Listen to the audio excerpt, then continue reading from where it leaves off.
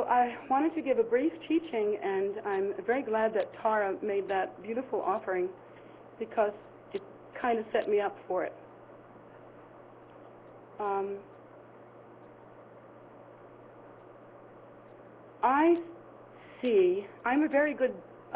very good at, I should say, seeing patterns. And when I see patterns repeat themselves, then, and they end up, and they come to no good, then I wonder what's going on. And when I see patterns externally repeat themselves and display themselves, then I think, oh, this is the dance of phenomena, and there's something to be looked at here. And when I look at this display of phenomena, it seems to me that if we read the paper, listen to news, if we have our antenna up at all, and if we are managing not to remain so self-absorbed that we're not aware of the outside world, we may have come to understand that the world is changing very rapidly, very quickly, and that many things that groups and people that cared about social justice and about the environment and about things that us tree-hugging liberals, or some of us are tree-hugging liberals, care about. These warnings have come full circle and have come to be true. And I find us now in a country where our liberty has been pretty smacked around, and our potency as a society is being like a castle built on sand. The sand is rushing away from under us. It's as though whatever foundation kept the people together, even in just a materialistic and commercial way, is dissipating. I see good work for good, honest people going overseas. I see Americans left with shit labor. And I see people cross, the border to try and make their families wealthy or make their families eat. And there's so much hatred that we can't understand why it is that people would want to do that. Of course, to me, it's very understandable why a person would wish to feed their family. And I also think that long before lines were drawn, I should say, the people were still there, and they moved back and forth any way they wanted to. And so when we draw lines, we have to have a little bit, I think, of respect for what is natural, what has always been, and what is true. Even on a less important level, the way that we insist upon thinking these days, even animals can't cross into their own habitats, and many of their habitats are being destroyed just for the sake of boxing ourselves in. And then after we do that, then we send all of our jobs overseas. That's just America. Check out the rest of the world. As things go, it's not too bad here yet. Now, why am I talking about this ordinary stuff from the throne on 10 Million Day? And it's to make a point.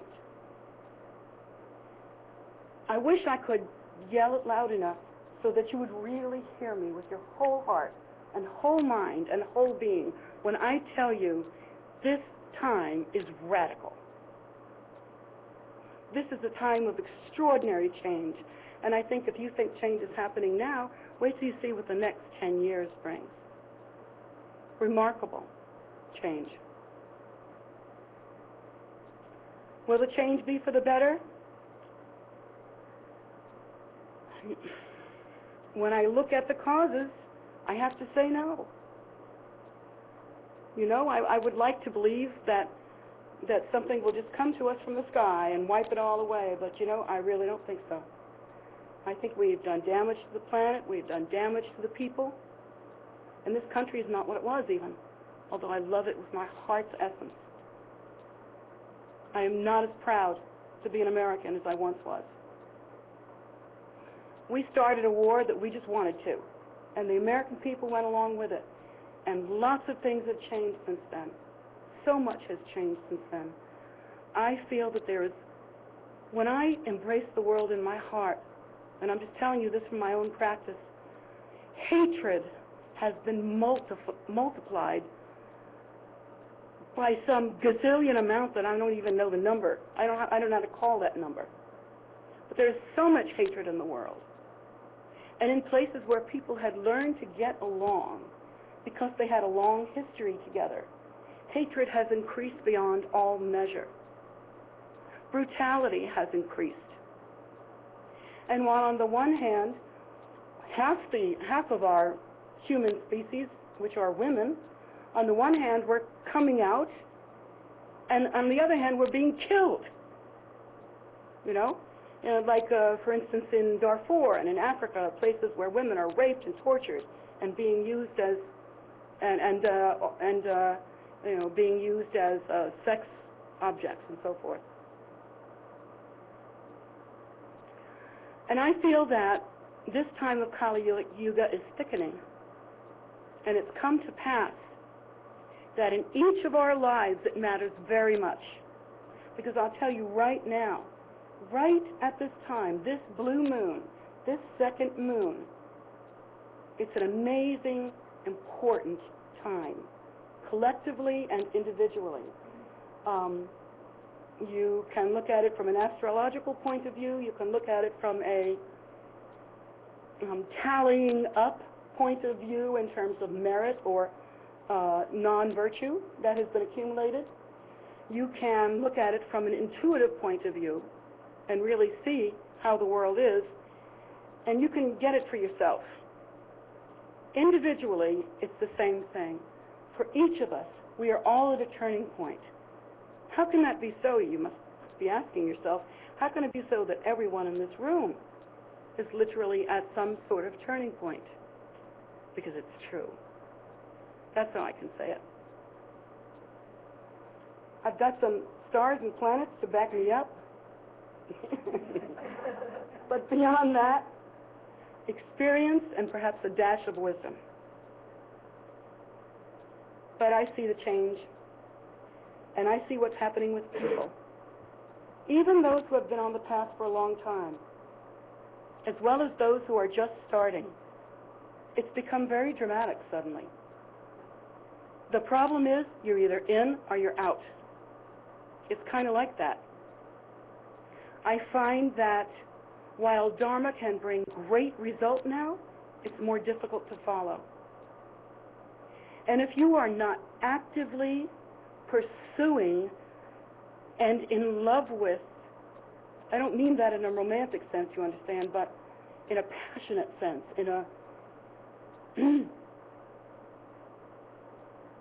in an appropriately blissful and joyful sense.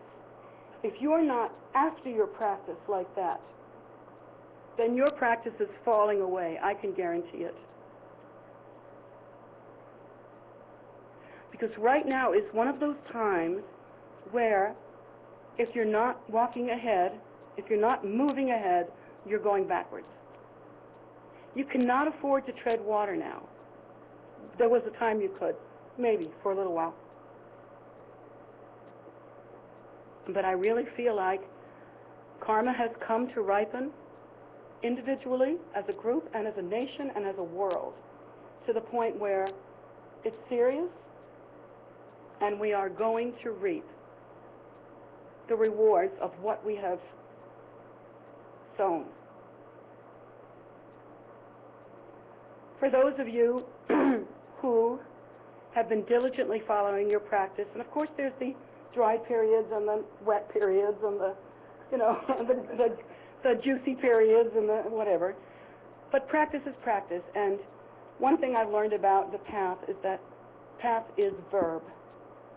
You've got to walk it. You've got to live it. If you don't live it, you're just dressing up and you're walking backwards. My sense is now that for myself, I've been watching my own patterns, and here's where I'm going to share with you my great aha. I realized recently in my own practice that for the past few years, unbeknownst to myself, although maybe on some intuitive level I understood, yeah, I did, but not in my brain, not where it registers, you know? Do you know what I'm talking about? I realized that I have been making myself stronger. And I have been gathering my courage. Things have happened to me in the last few years that, I mean, I wouldn't dare the infinite, but you know, when life changes come and experiences come that would have terrified my little jellyfish heart before, doesn't faze me at all now. Things that used to scare me half to death don't scare me at all now. And I realized that I've been gathering my courage, and I realized that when I started practicing more deeply, and that was about 1.5 years ago, I started, not that I didn't practice before that, but I started practicing more deeply, just going in, and going into my practice. Everything outward changed, quite naturally without any effort. Aha, there's an understanding. If your mind is right, and if you practice accordingly, and if you walk the path appropriately, you don't have to worry about the outside stuff so much. It tends to take care of itself. Not if you're going, the whole time. Of course, you've got to have the mind of Dharma. You know, that's not the mind of Dharma. If you practice, say, 4 hours a day even, and then the rest of the time you're going, that's not the mind of Dharma. So, I mean, if you're really into it, if you really are deep and honest and in touch with your practice, and it is a relationship in your life, more important than any other. It fills a category that nothing else can fill. And it prepares you for anything, which is good, because anything is just about to happen.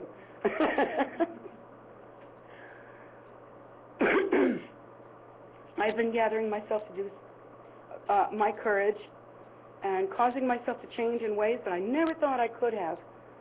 And though I wouldn't want to do it over again, it's okay. It's always okay because it's for the benefit of sentient beings, and in my mind, decisions have already been made. Whatever I can do to benefit sentient beings, I will do. I will do it. No matter what I think about it, or whether I like it, or whether I feel like it, I will do it. And that's what I've been preparing myself for, is that kind of certainty. I knew there was a time where I would have to look samsara in the eye and say, this is enough. And this is that time. I feel that for each and every one of us, this must be a time of courage. If we can't gather our courage together at this time, it will be very hard to gather it together later. In this, right now, at this time, we have a certain leisure to practice. Now, for those of you that have full-time jobs and are practicing on the go, you may say, I beg to differ. But let me tell you, the old proverb, it could always get worse. And if in some way we end up with obstacles that cause us to have to live differently or to scramble for existence the way much of the world has to do, well, then we'll find a way to practice then, too. But now's the time to be strong. And this is the time when we can really commit to being an active Dharma presence in the world.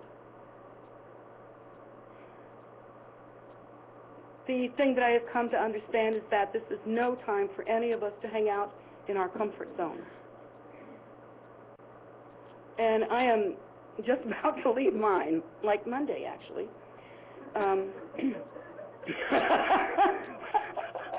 Some of you know what I'm talking about. But I think in this time, we've got to give it all we've got. If you can give renunciation, if you can really do that, do it. This is it. Everything in samsara is falling apart, and it's time to be what you can be. I feel that we all should take a posture of like Dharma warriors. Not a warrior to harm anyone, but a warrior for the path. A warrior that cares for the path, that guards the path. This is when we generate the deity, when we generate the different Buddhas and Bodhisattvas, we realize that each of them have qualities and activities. And it's just as important to establish their activities in the world as it is for us individually to engage in their qualities. The activity aspect of the Buddha nature is not nothing. It is something. So we prefer to sit on our cushions and say, "To-do, I'm doing my practice, and I look stunning doing it." You know, but really, we should also be active.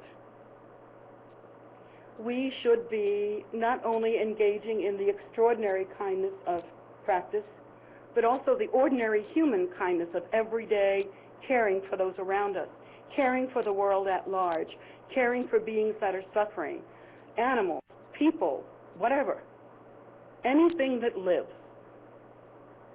doing all that we can to actively end suffering.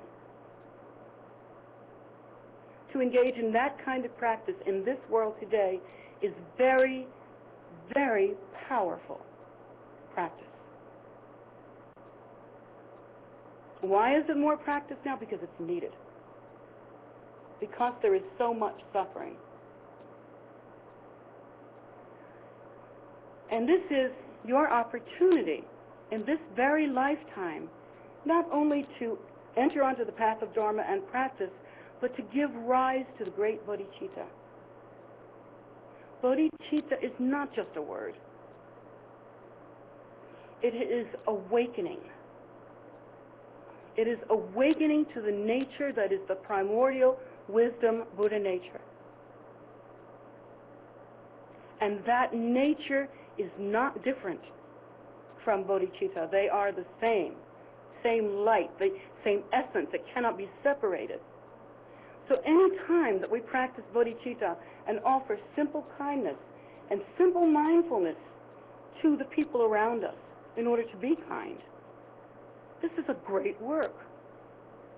I've been screaming about this for years, but now it's so much more important than ever because there is so little of this nectar of kindness in the world. Well, this very country used to have altruistic ideals, and now it's all run by companies. It's crazy. And so, while the darkness is coming to us thicker and thicker all the time, and the holy places in the world, I mean, you think about what's happening, for instance, in Nepal, in Kathmandu, stupas and relics and important Buddhist monuments are being threatened. And so, where will the Dharma be safe? I know where. Right here. Right there. That's where the Dharma is going to be safe. And for every stupa that anyone ever knocks down, I will build another one. That's the way I feel about that.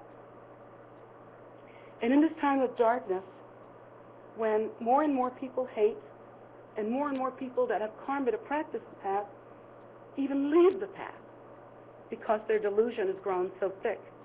In this time,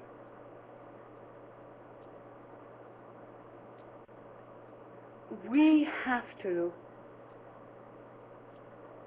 become like, almost like we get our shoulder against the darkness and push. Now, I know that's not very Zen, is it? But we're not practicing Zen here. We're practicing rough, tough Buddhism from Brooklyn. And what I'm telling you is that we do need to hold the darkness at bay.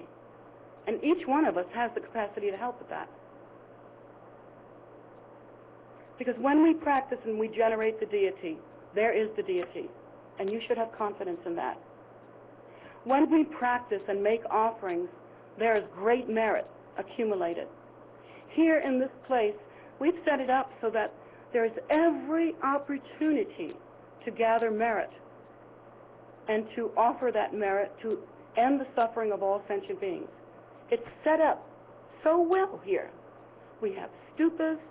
We can offer paint to the, gold paint every year. We can offer circumambulations. I mean, nowhere else in America is there so much of this. So we have to get behind this, and we have to be impassioned. Now, when you practice, and your mind is, you practice on, meditating on emptiness and non-duality, and we think, oh, we should come out of that feeling, oh, so peaceful, like milk, And then after that, we should just be just so peaceful. And I think, well, right on, whatever. Mostly, I think, let's gather together and be of benefit.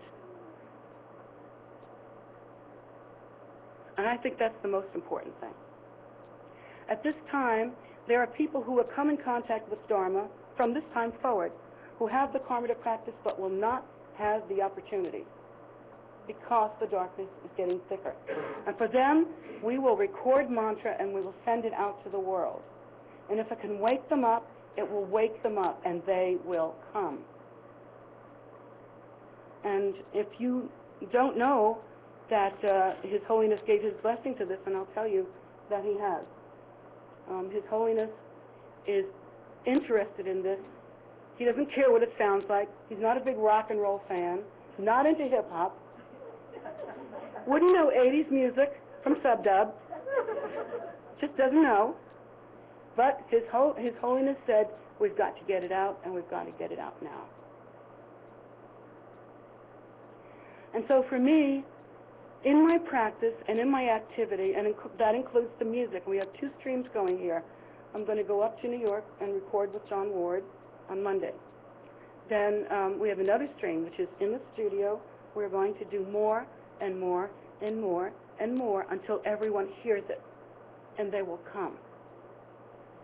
And I find that there's no way to reach out to them because they have, through the thickness and the darkness and the delusion, become now too dense to hear. But my determination, our determination, is to call to them so loud and so clearly in their language, which is today's language, that they can't resist us. And they will come. And with every effort that we make, we will continue to practice and pray. And I believe because of that, they will come in droves.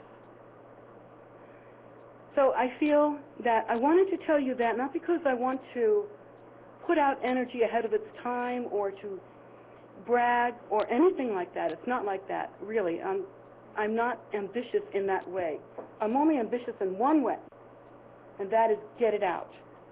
Sound the call, so that while it's so dark they can't see, still, maybe they can hear. Now I want you to know that when people hear me doing this, they won't know that His Holiness wants me to do it. And they'll think, what is this? A tulku? A reincarnate Lama from a throne singing whatever? Blues or hip-hop or whatever? But if you listen to it, there's mantra in it, and there's dharma in it, and it's real.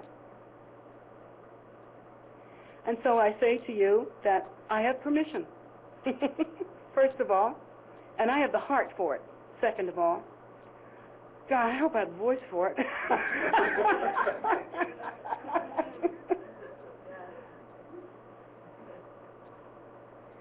But I feel that this is a time of either despondency or empowerment. You're either getting left behind, or you're climbing on board now. Things are going to get real exciting around here really fast. And so I want you to keep your heart practiced and never be swayed by anything you see, no matter what you see. Even if someone says, well, why is a Dharma teacher making this music? Then you can repeat the teaching, all sounds are the Dharma. Learn it well, and speak it, because that's the truth. And the other thing that His Holiness said, he said the Dharma can't be broken. You can't break it. You can't break something that is not of this world. And so the meaning of that is that whatever context we can put the Dharma out to sentient beings is, so long as it is with good motivation and completely respectful, it will manage. It will do its job. And the way that Dharma works, as I've instructed you before, is that the very vibration, the very sound of Dharma, which is why you have to speak it out loud, the mantra rather, why you have to speak mantra out loud, the very sound of it reverberates and corresponds with sounds in the winds, channels, and fluids within your deepest nature. And so if one hears mantra or sees some connection with the Dharma, even though they may be ordinary and kind of down in the dust and living a very secular, commercial, ordinary life, the power of Dharma is such, the power of mantra rather, is such that, boom, they can hear it and wake up an ancient resonance that comes to them, and they change quickly because of that. I see that happening, and I see that in this time, that's our best hope. It's our best hope. And I also think of Dharma as a wedding cake with 3 different levels. And everyone's welcome to partake of this cake. Only some people will get to go into, say, 3-year retreat, way up the top, 3 years Dzogchen retreat, and then maybe on to 7-year retreat, and then maybe on to end-of-life retreat. Hopefully some of you will have that opportunity, and don't waste a minute if you do. If you have that opportunity, then that's where you are, and the cake is yours. And the other level are people who may never get to practice that deeply in retreat and may never get to, say, 3-year retreat or 7-year retreat or whatever. But they practice every day of their lives, and they learn their poa, and they learn their generation practice, and they do a little Dzogchen practice, and they're hooked up because they will have an auspicious rebirth. They are making ready for their next life. And then at the lower level, it isn't lower in the sense of up and down. It's bigger. If you think of how wedding cakes are, that level is every human's level. Every human can come and have a taste of mantra of Dharma. How do I make a cake big enough for everybody to have a bite? We're going to sing it. We'll just make it big and make it happen. I'm really looking forward to that. I have lots of hopes and dreams. Eventually, when we've accomplished certain things that we want to accomplish with our music, that is to get the mantra out into the world, then we want to hit the road. And hitting the road means bringing mantra, chanting, and drumming to all people. And so any of you that wish to join us on that, it's time for you to practice. And you shouldn't be thinking, well, I only want to practice this way and not that way. Well, you're not exactly thinking in Dharma terms at all if you're like that. You should have your mind open, relaxed, joyful, following in the footsteps of your teacher in the best way that you can. So I'm asking you for this time to keep your heart open, keep your eyes open. Try to be mindful. Try to really see patterns around you. Try to notice Dharma and what it is to you and how you can help others. Don't do anything by rote now. Get back in. You know? Get back in the deep end again. Don't just say a little mantra and then walk around, you know, like you own the place. Don't do that. Get deeper in your practice, as deep as you can. And for those of you who are giving rise to the bodhicitta, and when I say these words, are inspired and say, sign me up, send me, I'll go. I'll sing some, I'll bring some drums, I'll do cartwheels. If that's going to teach Dharma, maybe if you, well, you could go in a certain direction and have it written on you.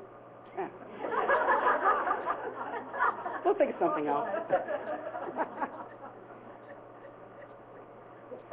I'm trying to be upbeat about this, but this is a time of great change. This year and next year are going to be stupendous in terms of the change that we experience as individuals and as a temple. Not frightening change, good change, but get your act together kind of change. Get ready to help beings. Get ready to minister. Those of you that are wearing robes, you're supposed to be ministering to others in the best way that you can, whatever that means. If it only means open-hearted connection, good-heartedness, like the Dalai Lama wrote, if that's all we can do, that's great. Let's do that here. But we can do more than that because we have training. We have lots of training and we have method. And with method and a solid heart, we will hold back the dark for as long as possible. Some of you know about that we were born together at this time because something tremendous was going to unfold. And those of you that remember those teachings from long ago that I haven't spoken about in a long time, we're still on. The game is still rolling. And it's time to get your waders on and jump in. And you people with the robes, you are my heart's love. You are my heart's love. If we lose one of you, it is unbearable. To have more of you come forward and say, take me, sign me up, is beautiful. And I look forward to the day when we can show the world what Buddhist compassion is all about.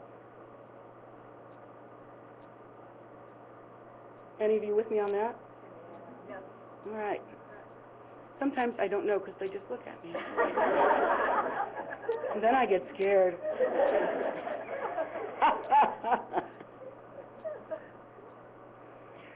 So I will try to speak to people in the way that they understand, and this is going to be a very intense time, a very beautiful time. I'm not afraid. I get a little freaked out every now and then, but I'm not afraid. And I can say that in my lowest possible voice. I'm not afraid. So let's go. It's time to practice hard. It's time to keep your vows. It's time to stay straight on the path. It's time to move through the door of liberation, and do not lose your focus now because it's possible. It's possible. This is a very wiggly time, as karma goes. Hold fast to what you know is true, and live your truth. Walk it every day. And that truth is Dharma.